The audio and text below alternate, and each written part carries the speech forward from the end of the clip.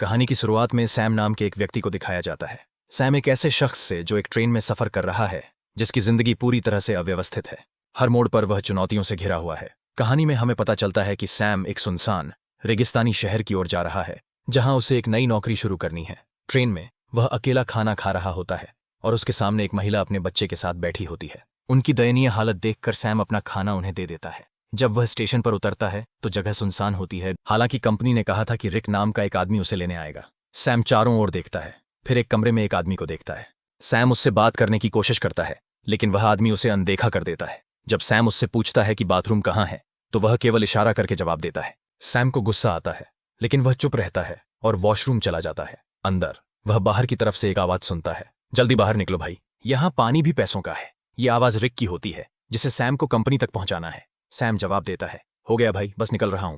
दोनों फिर गाड़ी में बैठते हैं और कंपनी की ओर रवाना हो जाते हैं। रास्ते में रिक कहता है, तुझे यात्रा के लिए $300 वे प्लस देने होंगे। सैम चौंक कर कहता है, भाई कंपनी ने तो $200 कहा था। गुस्से में रिक कहता है, अगर $300 दे सकता है तो ठीक, नहीं तो उतर जा। सैम सोचता है कि कोई और रास्ता नहीं है और मान जाता है। थोड़ी देर बाद गर्मी बहुत ज्यादा बढ़ जाती है और सैम एसी चलाने की कोशिश करता है। रिक तुरंत गुस्से में कहता है, हाथ मत लगाना एसी को, वरना इंजन बैठ जाएगा। इतनी ही देर में अचानक गाड़ी का टायर पंक्चर हो जाता है। रिक खुद कुछ नहीं करता और सैम से कहता है, चल टायर तू बदल। सैम अनिच्छा से टायर बदलने लगता है और तभी वह देखता है कि एक कुत्ता दूसरे कुत्ते को मार रहा है। यह देखकर सैम बहुत डर जाता है। रिक आता है और कहता है, कांप क्यों रहा है, यहां यही होता रहता है। फिर वह घायल कुत्ते को खुद मार देता है ताकि उसे और तकलीफ ना हो। बड़ी मुश्किल से सैम टायर बदलता है और दोनों वापस गाड़ी में बैठते हैं। रात में वे ईंधन भरने के लिए गाड़ी रोकते हैं और वहीं रात बिताने का फैसला करते हैं। वे लकड़ियां इकट्ठा करते हैं और आग जलाते हैं। रिक पूछता है, तू इतनी दूर कंपनी क्यों जा रहा है? सैम कहता है, यार जिंदगी बहुत मुश्किल चल रही है। मैं चाहता हूं किसी का मोहताज न बनूं और मुझे यकीन है कि उस कंपनी में मुझे कोई अच्छी नौकरी मिल जाएगी। रिक कहता है, तू एक अच्छा इंसान है, लेकिन जिस जगह तू जा रहा है वहां सब खून चूस लेते हैं। सीधा बंदा वहां बचता नहीं। सैम कहता है, चलो देखते हैं क्या होता है। अगले दिन फिर से उनका सफर शुरू होता है, पर इस बार सैम गाड़ी चला रहा होता है, जबकि रिक साइड वाली सीट पर सो जाता है। गर्मी ज्यादा होने की वजह से सैम चुपके से एसी चला देता है। थोड़ी देर बाद इंजन बैठ जाता है। रिक जाग जाता है और सैम पर गुस्सा हो जाता है। ओ भाई, मैंने तुझे कहा था ना एसी को मत छेड़। वह गुस्से में गाड़ी से बाहर निकल जाता है। सैम भी बाहर आता है और रिक से माफी मांगता है, लेकिन रिक का गुस्सा और बढ़ जाता है और वह कहता है, चुप कर, तेरी आवाज नहीं सुनाई देनी चाहिए। सैम पेशाब करने जाता है। थोड़ी दूर जाकर वह एक चमकता हुआ पत्थर देखता है। पास जाकर जब वह ध्यान से देखता है तो पता चलता है कि यह तो खालिस सोना है। वह तुरंत रिक को बुलाता है, ओए इधर आ, चेक कर, कहीं मैं सपना तो नहीं देख रहा। जैसे ही रिक इसे देखता है वह चौंक जाता है। वह लाइटर निकालता है, आग जलाकर चट्टान पर रखता है और कहता है, अगर काला हुआ तो नॉर्मल पत्थर, वरना खालिस सोना। चट्टान वैसी की वैसी रहती है, जिसका मतलब है कि सोना कंफर्म है। अब दोनों अपना सामान निकालते हैं और गड्ढा खोदना शुरू करते हैं ताकि सोना निकाल सकें। वे पूरी ताकत लगाते हैं, लेकिन चट्टान हिलती भी नहीं। रिक रस्सी की मदद से सोने को गाड़ी से बांधने की कोशिश करता है ताकि खींच सके, लेकिन रस्सी टूट जाती है क्योंकि सोना बहुत भारी होता है। इसके बाद दोनों लगे रहते हैं और सारा दिन खुदाई करते हैं। सूरज डूबने लगता है। रिक कहता है, जल्दी से लकड़ियां इकट्ठा कर, क्योंकि जंगली कुत्ते आसपास घूम रहे हैं। रात को हमें काट लेंगे। अगर हम आग जला लें तो वे डर के भाग जाएंगे। दोनों लकड़ियां इकट्ठा करते हैं और आग जलाते हैं। खुशी में वे गाने बजाने और नाचने लगते हैं। रिक सैम को गले लगाकर कहता है, तुझे मैं फुल एसी वाली कार दिलाऊंगा। रात में वे बैठकर योजना बनाते हैं। रिक कहता है, यह सोने की चट्टान बहुत बड़ी है, अगर हम महीनों भी खुदाई करते रहें तब भी इसे नहीं निकाल पाएंगे। इसलिए अब एक आदमी यहाँ चट्टान के पास रहेगा और दूसरा जाकर खुदाई की मशीन लेकर आएगा। सैम कहता है, भाई तू जाकर ले आ, मैं चट्टान का ध्यान रखूंगा। रिक कहता है, नहीं भाई तू जा, मैं चट्टान के पास बैठूंगा। यह रेगिस्तान है, हर तरफ जंगली जानवर हैं, तू यह बर्दाश्त नहीं कर पाएगा।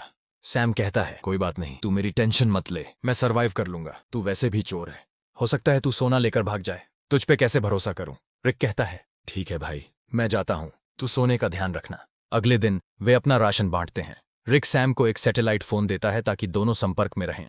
रिक कहता है, मेरे एक दोस्त के पास खुदाई की मशीन है, वही लाऊंगा, बस दुआ कर गाड़ी रास्ते में खराब ना हो, मुझे वापस आने में 5 दिन लग सकते हैं। और फिर वह चला जाता है। सैम सोने पर मिट्टी डाल देता है ताकि अगर कोई इधर से गुजरे तो सोने को देख ना सके।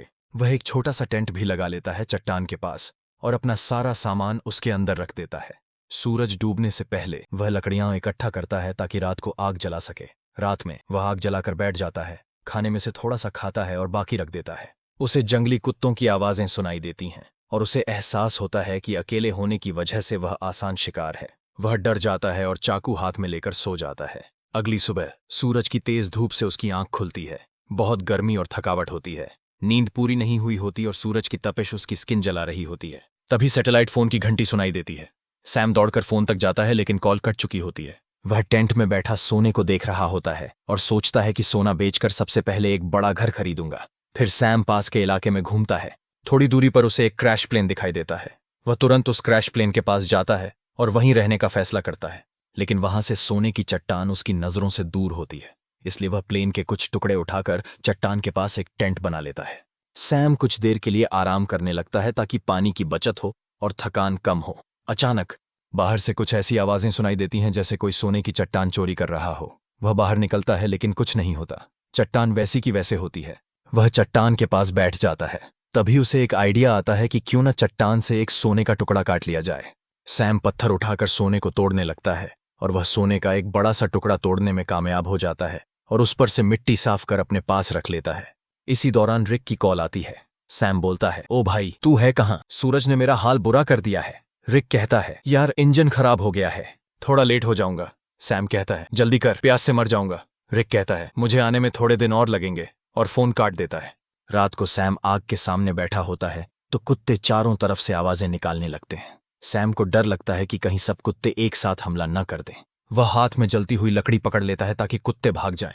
वह रात भर कुत्तों के डर से जागा रहता है। सुबह होती है। वह सोना चाहता है लेकिन सूरज ने उसकी खाल जला दी होती है। दर्द से वह सो नहीं पाता। वह पानी पीने जाता है लेकिन पानी भी बहुत कम बचा होता है। इतने में वह देखता है कि एक सांप उसकी तरफ आ रहा है।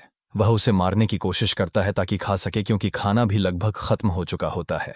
लेकिन सांप को मारते वक्त पानी की बोतल गिर जाती है और बस थोड़ा सा पानी बचता है। फिर वह दोबारा प्लेन वाले एरिया में जाता है। उम्मीद करता है कि शायद कुछ खाने पीने को मिल जाए। तभी वह देखता है कि दूर से एक इंसान आ रहा है। वह तुरंत अंदर जाकर प्लेन में छुप जाता है, लेकिन वह इंसान प्लेन के पास आ जाता है और सैम को बाहर आने को कहता है। पास आकर पता चलता है कि वह तो एक लड़की है जो उससे बात करना चाहती है, लेकिन सैम उससे बात करने को तैयार नहीं होता। लड़की पूछती है, तुम यहां बैठकर क्या कर रहे हो और यही जगह क्यों चुनी? सैम कुछ नहीं कहता, बस चुप रहता है। थोड़ी देर बाद सैम लड़की से कहता है कि वह इस प्लेन में रह सकती है और खुद वहां से चला जाता है। लड़की कहती है, तुम मुझसे कुछ छुपा रहे हो।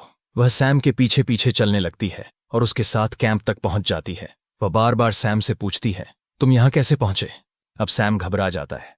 वह सोचता है, इससे पहले कि यह सोना देख ले, किसी तरह इसे यहां से भगा दूं। सैम लड़की से कहता है, क्यों आई हो मेरे पीछे? यहां तुम्हारी कोई जरूरत नहीं है, तुम्हें यहां से चले जाना चाहिए। लड़की कहती है, मैं तब तक नहीं जाऊंगी जब तक यह न पता चल जाए कि तुम मुझे यहां से भगाने की कोशिश क्यों कर रहे हो। जरूर तुम मुझसे कोई राज छुपा रहे हो। उसी वक्त उसकी नजर सोने पर पड़ती है। वह कहती है, अच्छा तो यह बात है, पूरे सोने के मालिक बन बैठे हो, यह सारा खजाना अकेले ले जाओगे। अब मेरी बात सुन, मैं तब तक यहां से नहीं जाऊंगी जब तक इसमें से मुझे आधा हिस्सा नहीं मिलेगा। सैम को गुस्सा आ जाता है। वह डंडा उठाता है और सीधे उसके सिर पर मारता है। लड़की वहीं मर जाती है। सैम सदमे में आ जाता है। उसे यकीन नहीं होता कि उसने लालच में आकर किसी को मार डाला। फिर खुद को संभालता है, उसकी सारी कीमती चीजें उठाता है, एक गड्ढा खोदता है और उसकी लाश को दफन कर देता है। कुछ देर बाद वह देखता है कि एक कुत्ता आकर उस गड्ढे से लाश निकालने की कोशिश कर रहा है। सैम भाग कर आता है, कुत्ते को हटाता है, लाश बाहर निकालता है और आग लगा के बॉडी को जला देता है। अगले दिन उसकी आंख फोन की घंटी से खुलती है। सैम रिक से कहता है, ओ भाई, तू कहाँ है? भूख से मेरी जान निकल रही है। अगर तू जल्दी नहीं आया तो मैं भूख और प्यास से मर जाऊंगा। रिक कहता है, सॉरी यार, मुझे पता है तू बहुत तकलीफ में है, मैं जल्दी आ रहा हूं। बस ये जो खुदाई वाली मशीन है बहुत स्लो है, थोड़ा टाइम और लगेगा। सैम परेशान हो जाता है। भूख प्यास से उसकी हालत खराब है, ऊपर से डर कि कोई जंगली जानवर हमला न कर दे। कुछ देर बाद वह देखता है कि एक गाड़ी सड़क से जा रही है। वह सोचता है, क्यों न सोने का एक टुकड़ा लेकर यहां से निकल जाऊं, लेकिन ज्यादा सोने की लालच ने उसे रोक लिया। वह चाहता तो सोने का एक टुकड़ा लेकर जा सकता था, जिससे उसकी जिंदगी बदल सकती, लेकिन ज्यादा की चाह ने उसे यहीं रुकवा दिया। सैम शाम से पहले रात के लिए लकड़ियां इकट्ठा करता है, लेकिन अचानक एक बहुत तेज रेतीला तूफान आता है। वह टेंट की तरफ भागता है, लेकिन तूफान उसका टेंट उड़ा देता है। सैम जान बचाने के लिए इधर उधर भागता है, लेकिन तभी एक पेड़ उस पर गिर जाता है। तूफान रुकने के बाद सैम खुद को मिट्टी में दबा हुआ पाता है और एक लकड़ी का टुकड़ा उसके पेट के आर पार निकला होता है। पर सैम के मन में सोने की लालच इतनी भर चुकी थी कि वह पेट से लकड़ी निकालने के बजाय सीधे सोने की जगह की ओर जाता है। वह चारों तरफ सोने को ढूंढता है और आखिरकार एक टुकड़ा मिल ही जाता है। सैम खुशी से झूम उठता है। फिर वह अपने पेट से लकड़ी निकालता है और जख्म से बहुत खून निकलने लगता है। वह कपड़े का टुकड़ा लेकर जख्म बांधता है, लेकिन खून रुकता नहीं। मजबूरी में वह आग जलाकर एक डिब्बे का टुकड़ा गर्म करता है और जख्म पर लगाता है। इससे सैम को इतनी तकलीफ होती है कि वह बेहोश हो जाता है। थोड़ी देर बाद होश आता है। उसे हर तरफ वही लड़की दिखती है जिसे उसने मारा था। अब उसका दिमाग घूमने लगता है। उसे समझ नहीं आता कि यह सच है या फिर वहम। तभी फोन बजता है। रिक कॉल करता है। सैम चिल्लाता है, वो लड़की हर तरफ दिख रही है। रिक बोलता है, कौन सी लड़की? देख, किसी को सोने के बारे में पता न चले। अगर किसी को पता चल भी गया हो तो उसे मार डाल। लेकिन सैम की हालत इतनी खराब होती है कि वह किसी को मार तो क्या, अपने पैरों पर खड़ा भी नहीं हो सकता। वह जमीन पर रेंग रहा होता है। जवाब देने की भी हिम्मत नहीं होती। अचानक वही लड़की सामने खड़ी नजर आती है, लेकिन इस बार उसके चेहरे पर कोई जख्म नहीं होते।